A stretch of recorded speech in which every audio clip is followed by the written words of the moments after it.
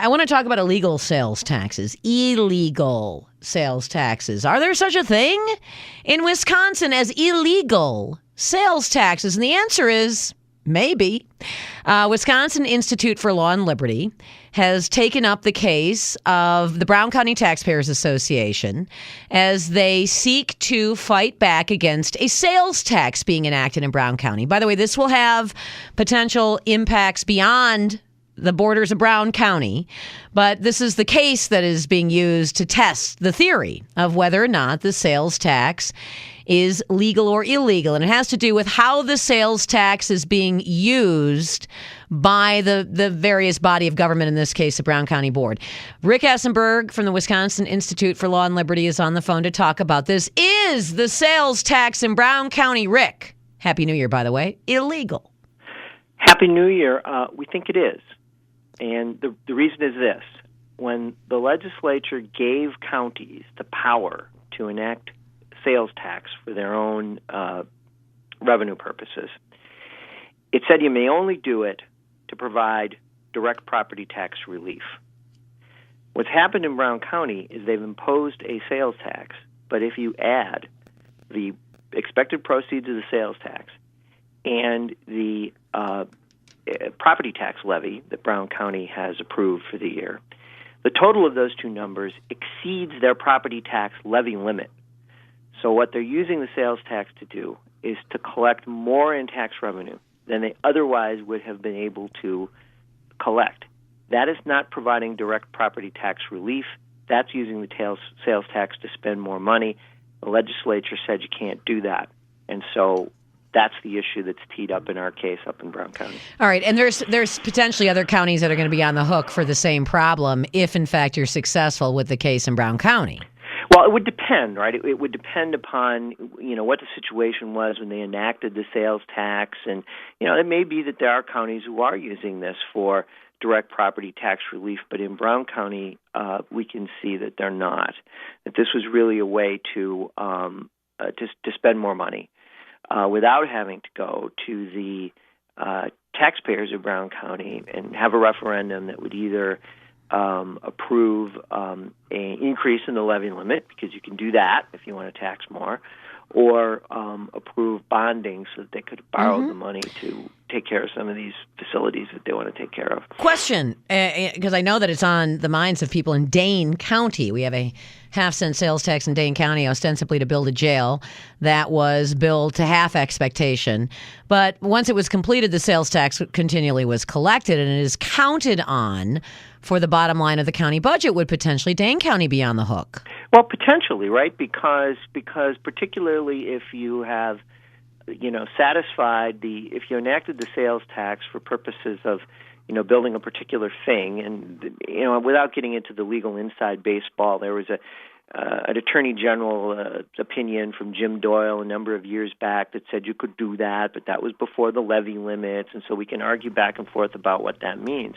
But if the purpose for which the sales tax was enacted has been satisfied, then and if the proceeds of the sales tax and the Dane County levy limit, the property taxes levied by Dane County exceed the levy limit, yes, then I think there's an issue there that might have to be looked at. That would be kind of ironic because if you go back to the 80s when counties were given the authority to enact sales tax, it was none other than then State Senator Russ Feingold and County Executive Jonathan Berry, who wanted the power to do that. Jonathan Berry being the county executive then in Dane County. But they made clear that they wanted to do it for purposes of property tax relief. They wanted to shift the burden. They wanted to shift the burden from property taxpayers to the sales tax, a consumption tax. And one of the arguments being, people come in and visit and they spend their money. And so they were arguing for a tax shift, not an additional tax. Even Russ Feingold was arguing for a tax shift. Right, and that's always the problem when we talk about tax shifts, when we talk about maybe having a value-added tax on the national level. You have to be very, very careful. Sometimes that might make sense. A consumption tax might make a great deal more sense than an income tax. But you have to be careful that what you don't wind up with is the same income tax that you had before, now coupled with a consumption tax. If you're going to have a tax shift, let's have a tax shift. Let's not have a tax addition. But the language in the law was pretty explicit. It wasn't about providing property tax relief. It was about a dollar-to-dollar reduction in the levy. It says direct reduction. And so, one of the arguments that Brown County makes is, well, we could have borrowed the money for this. If we borrowed the money, the debt service isn't counted against the levy limit. The problem with that is that argument proves too much. Any county then at any time would be able to say, well, we could have borrowed the money, and therefore we're able to use this to enhance revenue. What for practical purposes is an unlimited way. The fact of the matter is they didn't do what they needed to do to borrow money. State law sets forth a number of hoops and obstacles that you have to go through before you can bond something. Brown County didn't do any of that. And so we think that what's happened here is that the county board has used this sort of as an end around the levy limits. And if these projects are worthy, and maybe they are, I don't know, then the way to do that would have been to go to referendum. Oh yeah, and they've got a nice little list of projects they plan to enact with the sales tax, which, as I'm told, begins in 2018. It's essentially the collection of it is supposed to have begun. Yeah, the collection has begun, and we will go to court and we'll ask the judge to stop the collection of the sales tax pending the outcome of the lawsuit, or in the alternative, to tell the Department of Revenue to hold the money, because the way that this works is, when you impose a county sales tax, the money actually, comes to Madison. The Department of Revenue collects it, and then it disperses it to the county to which it applies. Rick, and I know that this is the what if part of the interview here. What if you're successful? Now, I know it happens in Brown County, but what then is the implication if there are multiple other counties, and one of your colleagues at Wisconsin Institute for Law and Liberty said there could be 10 or more other counties that have been doing the exact same thing? How do you seek a resolution in the event that they are also illegally collecting sales taxes? Well, they'll be put to a choice. I mean, if it turns out that there's a problem there, and I don't want to speculate about that because we don't know. We looked at Brown County, but certainly the issue might arise, and at that point, you'd have some choices to make. You'd either have to reduce your spending, or you'd have to go to the voters and you'd have to convince them that a levy limit is appropriate, or maybe you'd even go to the legislature and you'd say, legislature, can you fix this problem for us? But under any of these circumstances, politicians would have to make tough choices and not simply say, well, we're going to raise the sales tax and don't worry about it too much because a lot of it will be collected by people or visiting Packers games. That probably isn't true. Most of this is probably paid by people in Brown County, but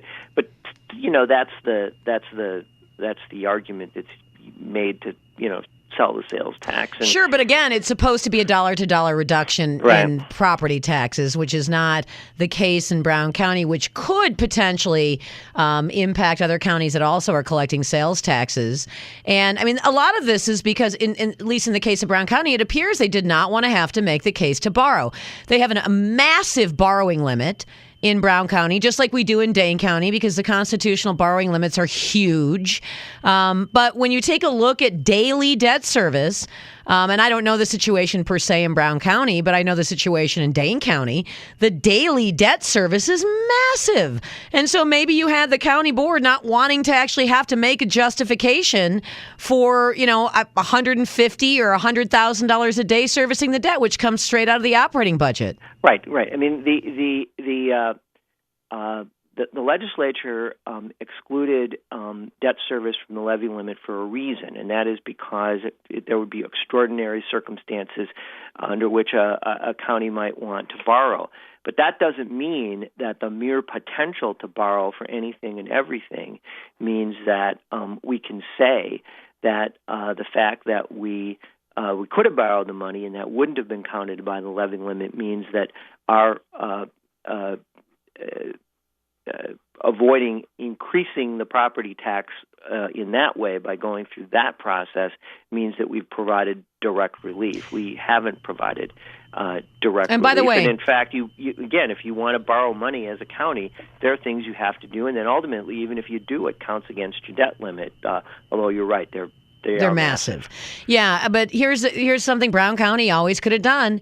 You want to exceed the levy limit, go to referendum. Right. Always could have done that. Didn't want to go to referendum. Maybe they were worried they might lose the referendum. But that's no excuse to violate the law if, in fact, that is what's going on, and ultimately a court is going to determine that. You filed the case.